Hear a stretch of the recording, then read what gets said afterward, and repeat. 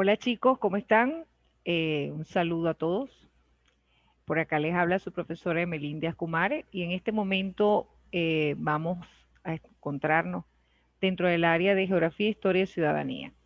Y vamos a hablar del espacio agrícola venezolano. Muy bien, así que iniciamos. Los factores que intervienen en el espacio geográfico, en este caso dentro de lo que es la explotación o el espacio agrícola venezolano, tienen unos factores de tipo, digamos, geográficos, que son clima, el dominio cálido, dominio de altura, relieve y suelo. Cuando hablamos del clima, estamos hablando específicamente, y digamos que se engloban esto, o todos ellos, porque estamos hablando de elementos y factores del clima. Esto tiene que ver directamente con aquellas clases que se veían en primer año y en tercer año en geografía, que hablábamos de lo que era elementos del clima, temperatura, precipitaciones, humedad, viento, entre otros más. Y entre los factores, relieve, suelos, altitud, latitud, entre otros. Entonces, en este caso, por eso hacemos mención a factores, porque el, aquellos elementos, digamos, que son externos, nos van a determinar cómo se puede aprovechar la tierra en determinados lugares de nuestra geografía nacional. ¿Ve?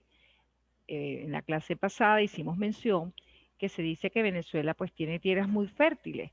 Y sí, es así, Venezuela tiene tierras muy fértiles, pero no en toda su extensión. ¿Por qué? Porque podríamos creer que todo lo que es el estado Bolívar y el estado Amazonas, por aquella gran cantidad de ríos que posee, ¿verdad?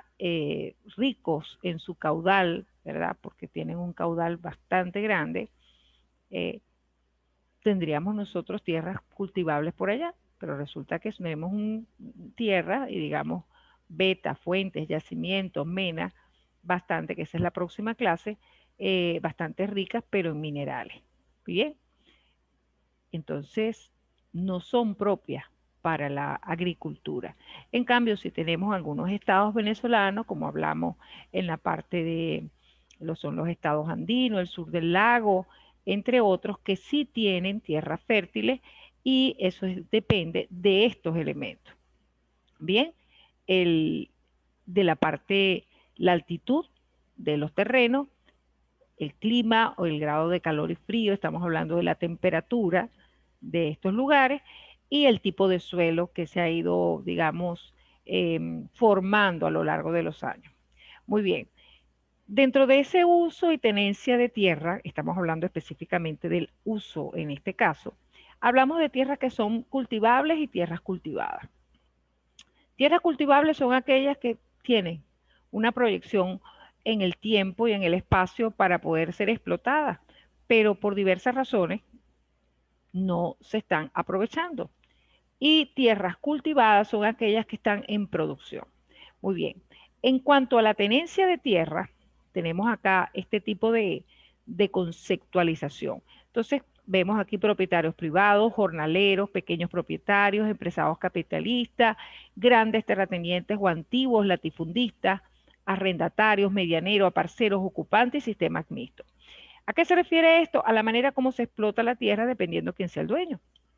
Propietarios privados son aquellos que tienen, digamos, el título de propiedad en sus manos, ¿verdad? Pueden ser dueños de grandes extensiones de terreno. Aquí podríamos, digamos, unir algunos conceptos. Pueden ser dueños de hectáreas o grandes extensiones de terreno porque los hayan comprado de forma reciente, o puede ser que esas tierras vengan digamos, en forma de sucesión a través familiares o se hayan hecho de ella a través de diferentes de monopolios. Entonces estamos hablando de grandes terratenientes o antiguos latifundistas, es decir, pequeñas personas que tienen o pequeño grupo de personas que tienen grandes extensiones de tierra para cultivar en Venezuela, porque estamos hablando en este caso específicamente de Venezuela.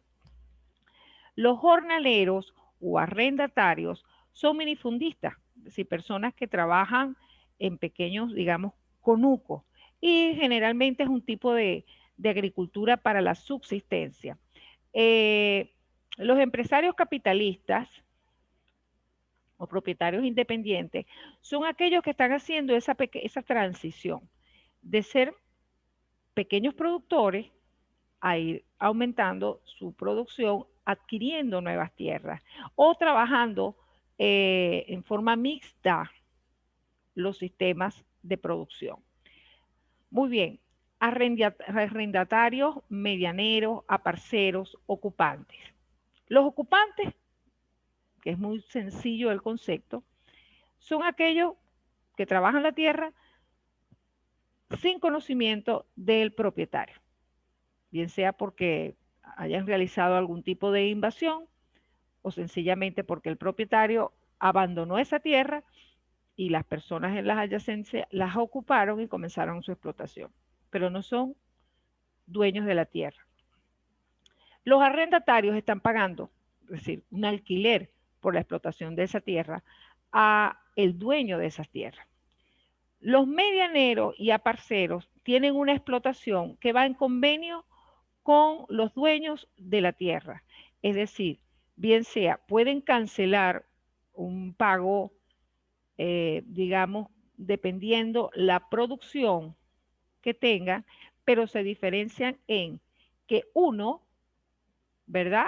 Cancela el pago y obtiene su ganancia de aquello que se cultiva en la tierra, y el otro van tanto el dueño como el que está alquilando por partes iguales en esa forma de producción.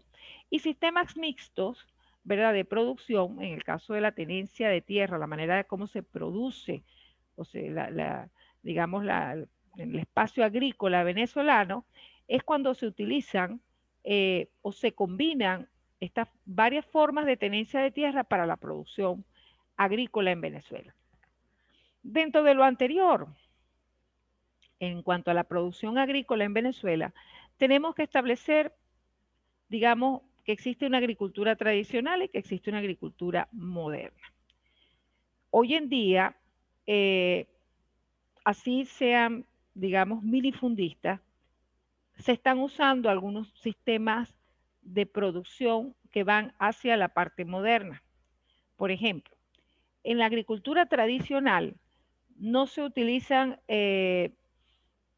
sistemas para arar la tierra en forma moderna, sino la tala, el uso de animales para poder labrarla, el pico, la pala, entre otros, e incluso tienden a la quema de la tierra para poder limpiar cualquier residuo que ella pudo quedar, porque era una antigua creencia que antes, que esa era una forma de poder, digamos, abonar las tierras. Con el tiempo se ha descubierto y la modernidad que eso lo que hace es que empobrece las tierras y les quita su uso o digamos los años de productividad que puedan tener esos cultivos, ¿verdad? O esas tierras para ser cultivadas, les resta años de vida. Entonces, digamos que en ese aspecto se ha ido avanzando, pero aquellas personas que han tenido la oportunidad de visitar los Andes venezolanos o las tierras tal vez al sur del lago, en, por aquellos pequeños productores, pueden darse cuenta que aún se utiliza en lo que es la quema para poder limpiar la tierra. Se tiene esa creencia. Uso de herramientas, digamos, inadecuadas, y generalmente este tipo de agricultura tradicional tiende a ser una agricultura de consumo o una agricultura para subsistencia, es decir, que se produce muy poco para vender y poder generar ingresos. En cambio, la agricultura moderna, los sistemas ya mecanizados de producción, ya requieren una inversión un poco más fuerte y tienden a ser aquellos empresarios privados o que trabajan en alguna forma, aquellas son grandes terratenientes o latifundistas que han quedado de épocas anteriores y han ido modernizándose, o aquellos que están haciendo una transición de ser pequeños digamos, productores y están empleando sistemas mixtos de producción o están invirtiendo poco a poco para ir mejorando.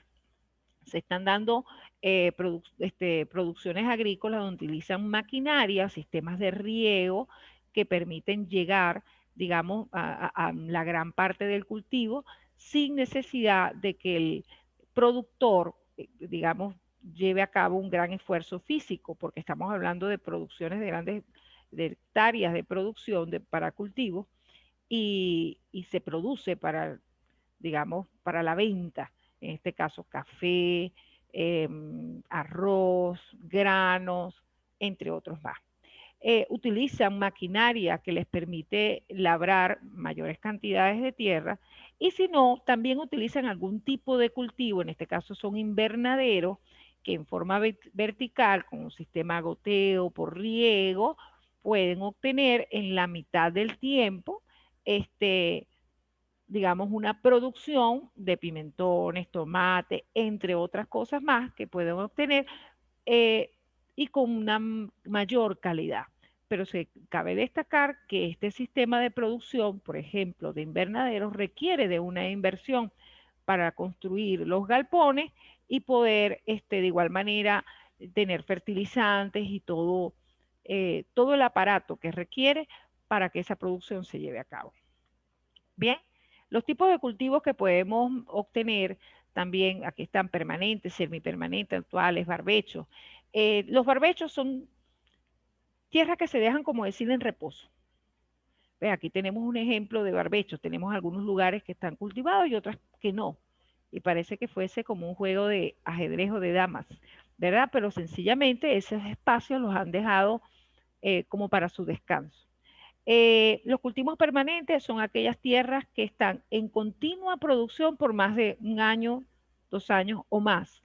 ¿Por qué? Porque están destinados a que el consumo de las masas, digamos, una producción comercial. Semipermanentes son aquellos también que dejan descansar la tierra y también dependen de algunos factores geográficos y dependiendo de la temporada. Por ejemplo, el café tienden a ser cultivos permanentes. ¿Por qué? Porque las matas de café pueden producir una matica por varios periodos y por varios años.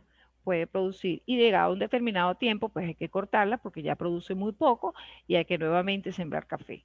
Más el café tiene sus momentos durante el año donde ella produce, ¿verdad? Se recoge la cosecha y se espera un tiempo nuevamente para que la planta pueda producir, es decir, tiene sus periodos cuando se dan esas cosechas. Bien, entonces por eso también hablamos de cultivos semipermanentes en ese estilo. Y en cuanto a la ganadería, estamos hablando de una ganadería bien sea para consumo o bien sea para la producción de carne para el consumo humano y tanto de leche. Hay ganaderías que están destinadas solamente para la producción de leche. Y digamos que los animales, dependiendo su tipo, si es bovino, si es caprino, entre otros, producen muchos litros de leche al día. O la ganadería de doble propósito, bien sea que sea de engorde, productora de leche y posteriormente sea su carne para nuestro consumo humano. Entonces, esto es un tema bastante amplio, rico, que sería excelente que pudiéramos, digamos, seguir compartiendo, pero el tiempo no nos deja y tenemos que seguir avanzando dentro de lo que es el sector primario, cómo está desarrollado en Venezuela. Entonces, muchachos, hasta una próxima ocasión que podamos compartir y seguir mejorando y, digamos, ampliando nuestro aprendizaje. Entonces, hasta luego. Nos vemos.